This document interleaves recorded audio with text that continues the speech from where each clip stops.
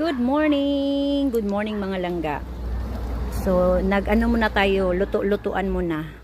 Wala pa po kaming kitchen sa loob ng bahay. Kaya, dito muna ako sa labas nagluluto. So, ito muna yung setup natin. Kabibili ko lang nito, tsaka ito. Sanggamitan pa lang, itim na yung kulay niya. So, first luto dito sa bahay, ang favorite ni Frederick na potato. Ayan. So, parang bahay-bahayan muna kami dito. Luto-lutuan. Ayan. So, yan po yung kanyang breakfast. Hindi ko makontrol yung apoy. Ang lakas niya.